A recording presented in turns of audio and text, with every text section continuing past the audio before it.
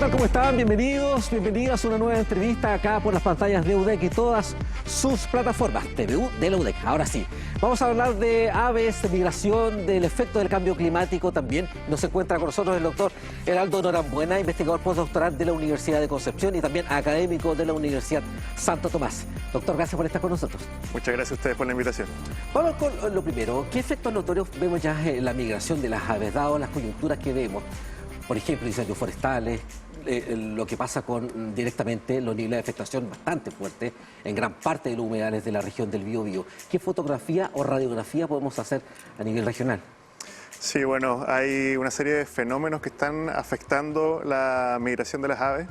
Entendamos que la migración es un proceso natural en nuestro planeta y desde las cerca de 10.000 especies que hay, casi la mitad realiza algún patrón de migración. ¿Qué significa esto? Que se mueven de un lugar a otro, desde su sitio de reproducción a un sitio de descanso, periódicamente dentro del año. Y hay fenómenos a gran escala, pero también que influyen a escala local, como la pérdida de hábitat, que está generando impactos sobre los sitios de descanso o reproducción de las aves. ¿Y dónde se ve eso más notoriamente, por ejemplo, en la región o amplio más, en la macrozona sur, por citarla de alguna forma? Sí, claramente uno de los ecosistemas más amenazados son los humedales, donde tenemos una gran cantidad de especies que son migratorias. Acá hay algunos grupos como las aves acuáticas o aves playeras que visitan estos sitios, ya sea para reproducirse o para descansar, y que la destrucción de estos humedales están generando pérdida de estos espacios, por lo tanto van a generar pérdida también de individuos y van a amenazar a algunas especies que son más sensibles. Y en ese sentido, ¿hacia dónde están migrando? Tenemos ejemplo acá, el humedal Vasco da Gama. Hemos hecho muchas notas en el departamento de prensa, en el matinal y así en todos los programas, del afectamiento directo en el ecosistema. ¿Hacia dónde migran las aves que habitualmente, por ejemplo, iban a estos humedales? ¿Hacia dónde están yendo? Sí, claramente necesitan buscar otro sitio para poder realizar sus actividades diarias. Y las aves que son de humedal van a buscar otros humedales cercanos. Acá tenemos una serie de humedales que cada vez se ven más reducidos. Además del Vasco da Gama tenemos cerca el Rocuán Andalién, que es súper importante, el humedal de Lenga. Pero cuando todos estos sistemas están viéndose presionados por el desarrollo urbano, por la contaminación, las aves van a llegar a un punto en donde no van a tener la capacidad de establecerse en estos sitios y podrían haber casos de mortalidad. Y hay aves que migran de larga distancia para llegar a estos sitios. Hay aves migratorias neárticas que vienen desde el hemisferio norte hasta Sudamérica, hasta Chile en particular. Y hay otras especies que migran desde la Patagonia, aves migratorias australes que dejan la Patagonia en invierno, llegan a Chile central y llegan a estos humedales. Entonces estamos recibiendo aves de distintos sitios acá en el Biobío. ¿Y alguna ave en particular que ustedes han notado, de acuerdo a todas las publicaciones e investigaciones que están desarrollando la propia UDEC, el propio Santo Tomás, alguna especie en particular que ya no está migrando hacia la región del Biobío, a algún lugar en particular, y lo está haciendo hacia otros puntos definitivamente, abandonando estos ecosistemas?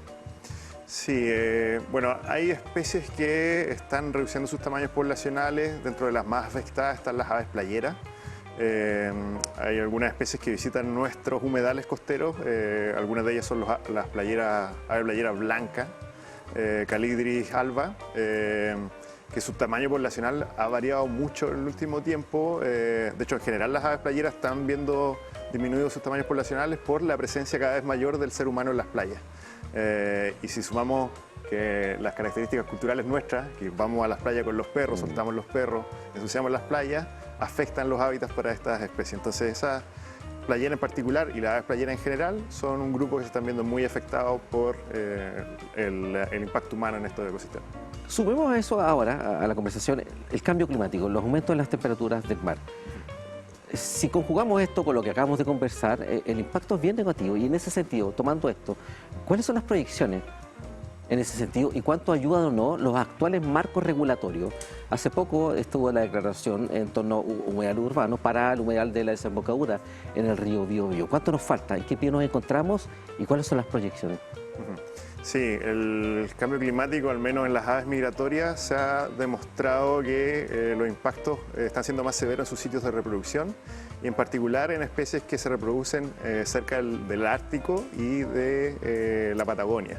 porque en estas zonas son donde el cambio climático está afectando más fuerte el patrón de temperatura, precipitación anual. Aquí, ¿qué está generando? Está generando un desacople entre los picos de reproducción de las aves con los picos de abundancia de alimentos.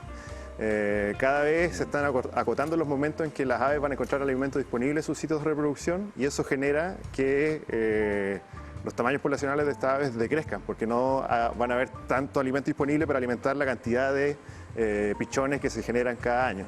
Eso está generando un descenso de los tamaños poblacionales. Eso lo vamos a ver nosotros acá en nuestras costas, con menores tamaños de bandadas, menores tamaños poblacionales de aves que nos van a visitar. La mayoría de las aves migratorias que están llegando acá en grandes números se reproducen o en el Ártico canadiense o en la Patagonia, que son estos migrantes neárticos y estos migrantes australes. Entonces nosotros lo vamos a notar con cada vez menor cantidad de individuos visitando nuestras costas. En ese sentido, para terminar de responder la pregunta, yo creo que estamos aún al debe con el marco regulatorio, porque estamos protegiendo humedales urbanos, pero también hay otros humedales que están fuera del radio urbano que son súper importantes. Por fortuna se declaró la desembocadura del río Bío como un humedal urbano, pero necesitamos acciones de conservación concretas en otros sitios, como el humedal de Lenga, que a pesar de ser santuario de la naturaleza, la verdad es que vemos docenas de perros ahí persiguiendo las aves, gente llevando basura, personas entrando al humedal con sus vehículos. Entonces el impacto que hay, a pesar de la categoría de conservación que tiene designada, es muy severo. Entonces, más allá de la categoría de conservación, necesitamos recursos y acciones concretas de conservación en estos sitios que son relevantes. Y justo con eso que tenemos esto, que es el poco cuidado y conciencia que tienen muchos y muchas, en torno a lo que vivimos, a nuestra convivencia con los ecosistemas, está también el crecimiento urbano, construcciones que se instalan donde no debe ser. ¿Qué detectan ustedes ahí? Sí, eso es un impacto severo sobre el ecosistema natural y en particular sobre las aves, porque están destruyendo hábitat. Y la destrucción del hábitat es uno de los impactos más grandes a nivel mundial de pérdida de biodiversidad. Y acá, dado que tenemos una red de humedales, Concepción, el Gran Concepción, todas las comunas asociadas se insertan, se conviven con una red de humedales, cada vez la ciudad se expande más y se está reduciendo esta red de humedales, y con eso estamos afectando nuestros ecosistemas naturales. Yo esperaría que algún día aprendiéramos a convivir con el humedal y no a considerarlo como parte negativa de la ciudad. Al contrario, deberíamos considerar como parte importante de la ciudad. Deberíamos tener más áreas verdes, pensando en incorporar los humedales a la propia ciudad. Sería muy lindo ver humedales habilitados para que la gente pueda hacer actividades al aire libre, pueda observar la naturaleza. En vez de estar generando presión cada vez más para cubrirlo de cemento, deberíamos convivir con los humedales, porque son parte de nuestro ecosistema en el que está inserta la ciudad de Concepción. ¿Hay algún modelo, referencia, ejemplo, proyecto a nivel país, regional o fuera de nuestra frontera, no sé, de países de la OCDE, donde ustedes sientan, sí, se está trabajando la vía que nosotros sentimos se puede realizar acá? ¿Hay alguna referencia en ese sentido? Bueno, hace poco me tocó visitar los Países Bajos, producto de una estadía de investigación, y ahí es maravillosa la interacción que mantienen con sus humedales. De hecho, ellos están generando cada vez más humedales porque viven bajo el nivel del mar, básicamente, entonces tienen grandes humedales construidos. Y paseando en estos humedales es común ver familias completas realizando observación de aves, madre enseñándole a su hijo a identificar aves en el campo. Entonces esa convivencia con el sistema natural es muy común allá. De hecho, es uno de los países donde más se practica la observación de aves a nivel mundial.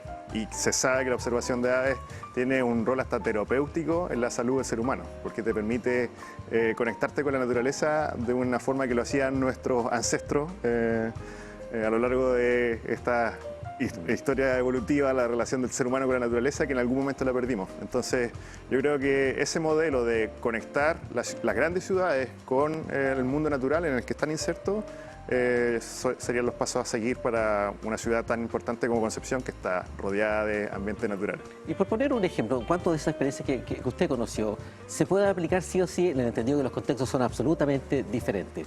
¿Qué siente usted de lo que conoció en este reciente viaje? ¿Se puede instalar, por ejemplo, acá en el Gran Concepción, la Intercomuna Concepción-Talcahuano, por poner o citar un par de ejemplos? Sí, bueno, ahora la municipalidad está intentando promover un festival de las aves. Yo creo que ese tipo de instancias son súper relevantes y es ideal que se den a conocer a la comunidad. Esta actividad se va a realizar el día 3 y 4 de junio de este año. Ese tipo de instancias es súper importante que la gente pueda participar, se sume a las charlas y actividades que se van a realizar. Pronto se va a hacer difusión al respecto de esto.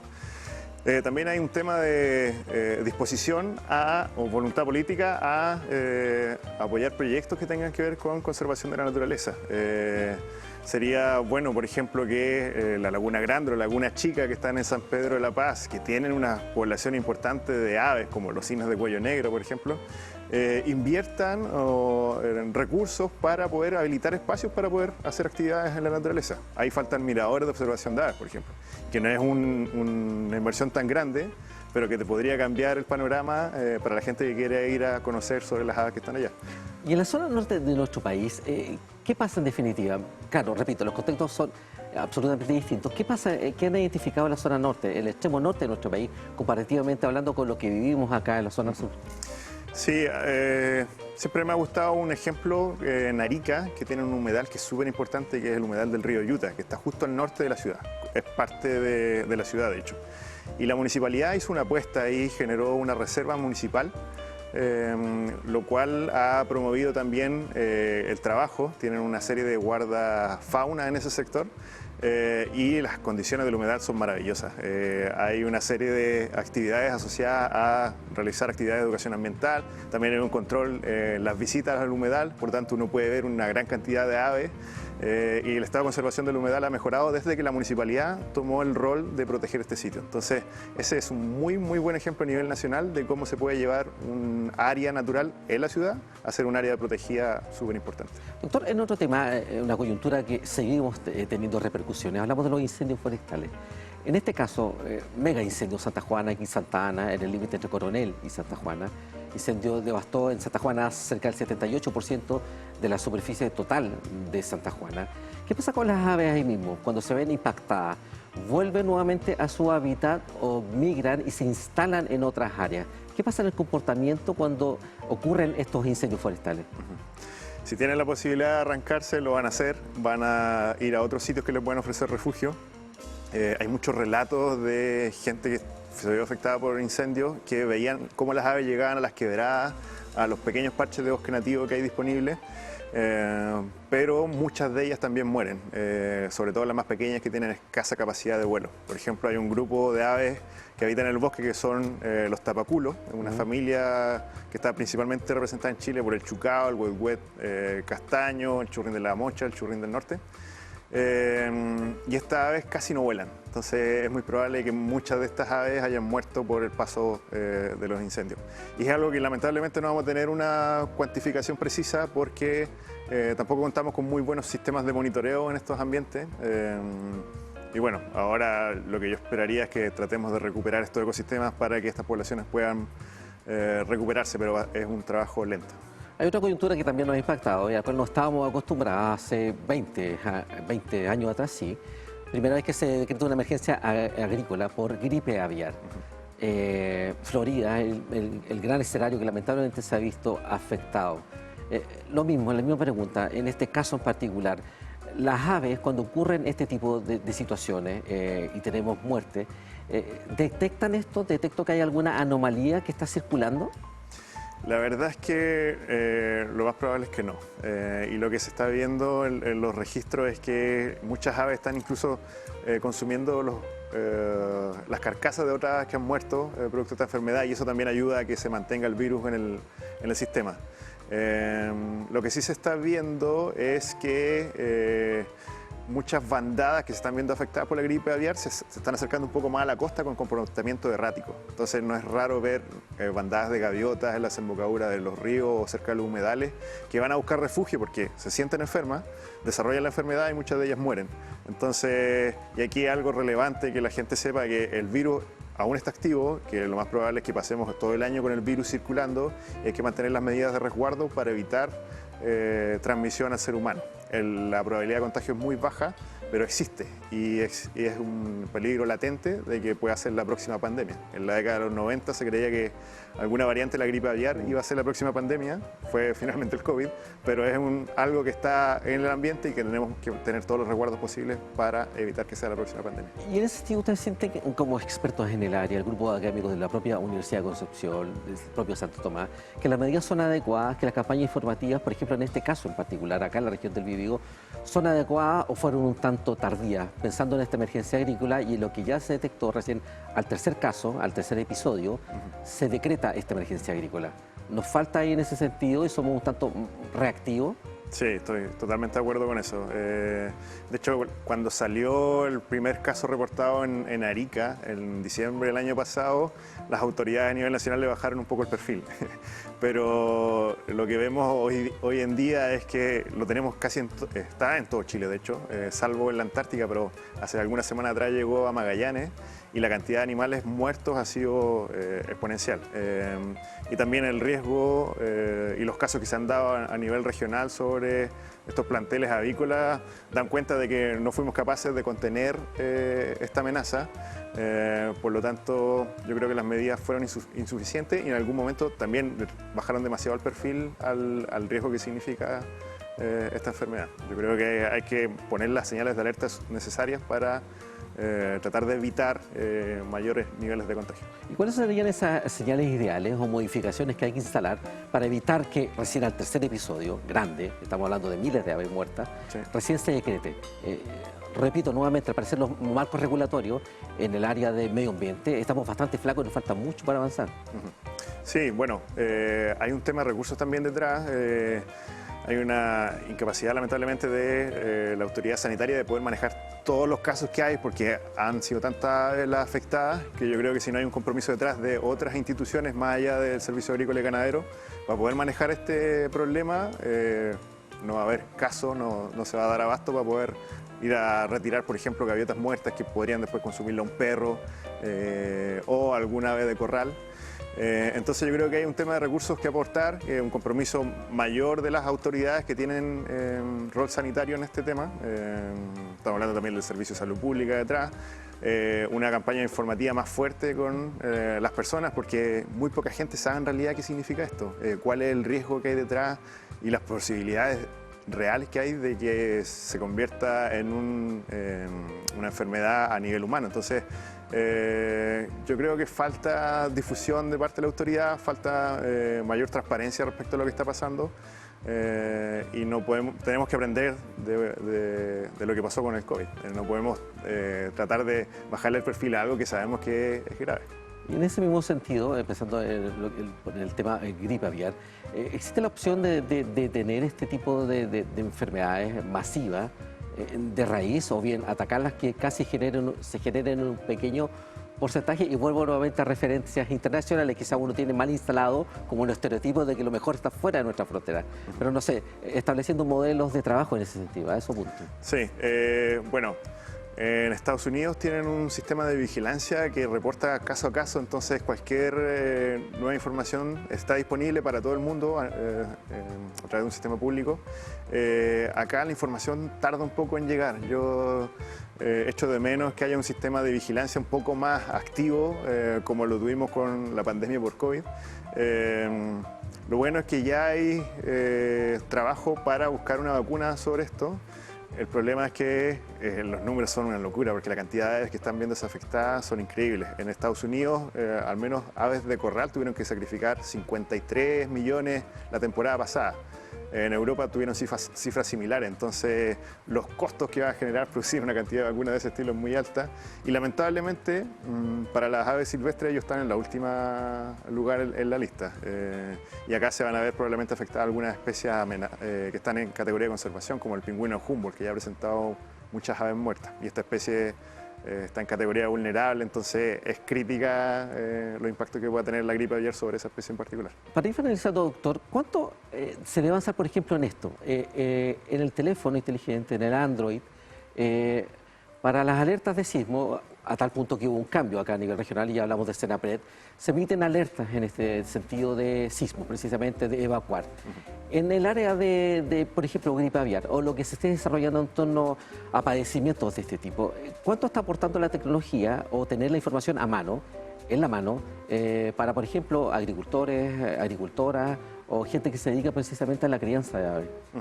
¿Hay algo en ese sentido, trabajo que se está desarrollando? Desconozco. En el mundo de las aves silvestres nosotros tenemos una plataforma que se llama IBER, que es súper relevante para monitorear aves. Y ahora tenemos básicamente información en tiempo real sobre cualquier ave en el mundo, básicamente, con esta herramienta.